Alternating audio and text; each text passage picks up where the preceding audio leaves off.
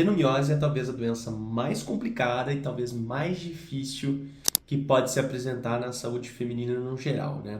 Isso porque a adenomiose é uma doença que é relativamente frequente, mas o diagnóstico, entretanto, ainda é muitas vezes não realizado ou pior, quando realizado, existe uma certa negligência não só por parte dos médicos que estão tratando essas mulheres, mas também pelas próprias pacientes, que muitas vezes se acostumam com a dor, se acostumam a estar com aquele tipo de desconforto e não vão atrás de um tratamento específico e acabam não melhorando e trazendo as dores simplesmente para o dia a dia delas. E você entra nesse ciclo, né? Uma dor que muitas vezes é incapacitante, aquele time médico muitas vezes não está muito bem habituado a te tratar de uma forma adequada e você está sem acesso a um especialista e você vai levando aquilo para frente, vai se acostumando com as dores, vai sentindo aquele desconforto muitas vezes de uma forma diária e isso vai comprometendo a sua qualidade de vida e você entra nesse círculo vicioso de dor, não consegue ajuda, se acostuma e mantém-se com a dor de forma incapacitante, né? A dor da adenomiose, ela costuma ser uma dor bastante intensa, né? Ela é diferente dos miomas ou da endometriose, ela é uma dor que pode levar a uma dor pélvica crônica, né? Assim como outras doenças. Ela piora, tende a piorar nos momentos da menstruação, mas não necessariamente ela está estrita nesse período da saúde feminina. Ela pode acontecer também fora dos períodos da menstruação. Um outro tipo de dor que pode dar nas mulheres que têm adenomiose é a dor na relação sexual, né? A paciente ela pode ter logo após a relação sexual ou até mesmo durante o ato, você ter um desconforto ali que acaba prejudicando o seu relacionamento com o seu parceiro e muitas vezes a sua qualidade de vida. Portanto, o principal sintoma da adenomiose acaba sendo essas dores e cólicas que são extremamente desconfortáveis. E diferente de outras doenças, né, a adenomiose ela tem vários fatores que levam a esse desconforto. Então, naturalmente, você tem a produção de uma inflamação local que acontece ali por conta dessa doença. Você pode ter, eventualmente, uma hipercontraptilidade, ou seja, aquele útero começa a se acontecer de uma forma mais evidente do que seria sem adenomiose. E, por fim, a gente já sabe que pacientes que têm adenomiose podem ter a formação de novas fibras nervosas, ou seja, aquele útero ele fica mais nervado com fibras sensitivas. Então, pequenos estímulos podem trazer grandes sensações de desconforto e de dor, tornando essa doença muito difícil da gente fazer um tratamento medicamentoso, porque a gente tem várias vias para essa paciente ter dor. Às vezes a gente bloqueando apenas a inflamação, por exemplo, com anti-inflamatório, a gente não está tratando a hipercontratilidade e nem essas fibras nervosas que estão de uma forma exacerbada no útero dessas mulheres. Bom, a adenomiose é quando a gente tem aquele tecido do endométrio, que é aquele tecido mais interno do útero, ele começa a migrar para as camadas de dentro, da camada muscular do útero, né? Isso pode ser um espessamento daquela zona de transição que a gente chama, que é muito identificado nos exames de imagem, ou até a formação de cistos, com essa musculatura que vai infiltrando, né? Vai infiltrando esse endométrio e vai entrando nas camadas musculares do útero.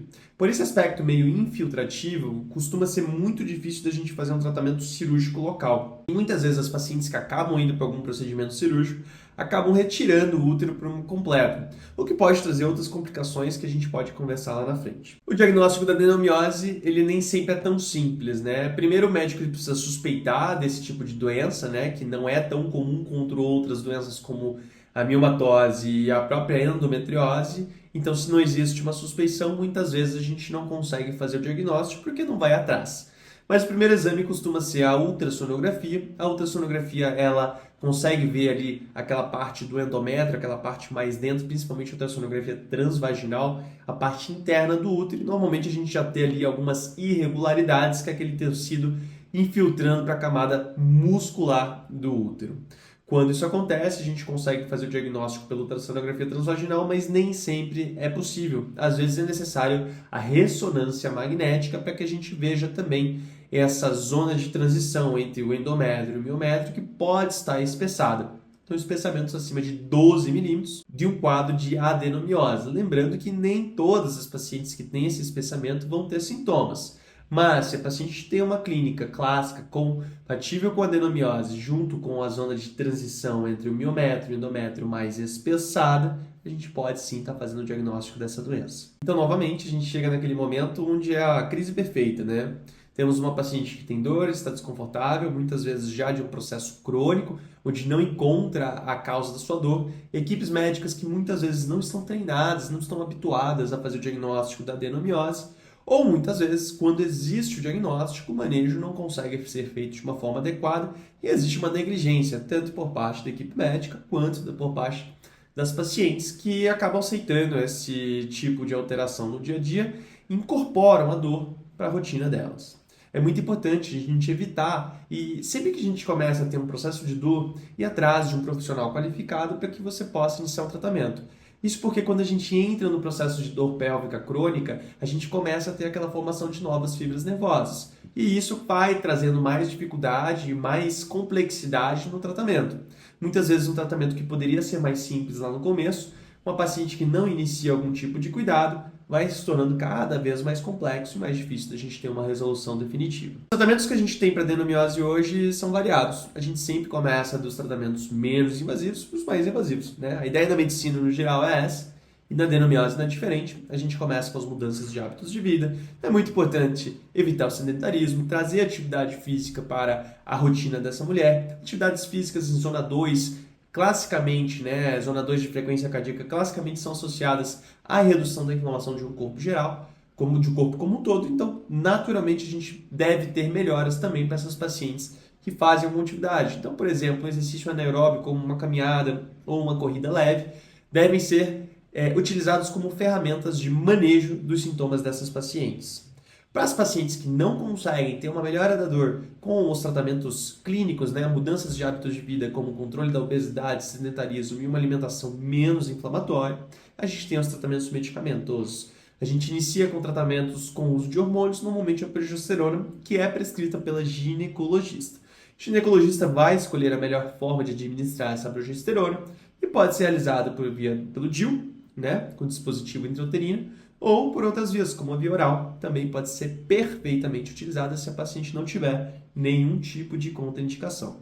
Para as pacientes refratárias, a radiologia intervencionista tem a técnica da embolização. A embolização consiste na gente retirar o fluxo sanguíneo para alguma parte do corpo, e nesse caso, para as artérias que levam à circulação da adenomiose. Então, pequenas partículas que podem ir até a região da adenomiose e fazem o fechamento da circulação podem trazer uma melhora importante para essas pacientes. Alguns estudos mostram que os pacientes podem ter melhoras de até 93% dos sintomas no curto prazo. E no longo prazo, esses pacientes costumam ter também uma sustentabilidade e uma boa qualidade de vida, evitando retiradas de úteros, que é uma cirurgia maior, com maior risco, e eventualmente se a paciente tiver um desejo de uma gestação, isso acaba impossibilitando ela de realizar esse sonho. A gente precisa sempre lembrar que a embolização não é a primeira escolha, mas é sim uma alternativa interessante para essas pacientes.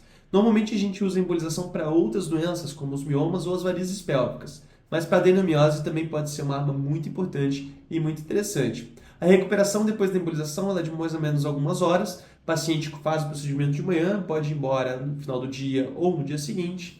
E normalmente, dentro de algumas semanas, a paciente já começa a ter a melhora que tinha sido prevista. Depois do procedimento, um pouquinho de cólica pode acontecer, mas a grande maioria das mulheres consegue passar e ter um pós-procedimento muito tranquilo e de uma forma muito saudável. Gostou? Se você tem adenomiose ou conhece alguém que tem adenomiose, comenta aqui embaixo, manda esse vídeo para ela. A gente está aqui para compartilhar mais saúde, mais alternativas para pacientes que possam estar passando por esse tipo de problema, tá bom? Vejo vocês na próxima, não se esqueça de se inscrever aqui no canal.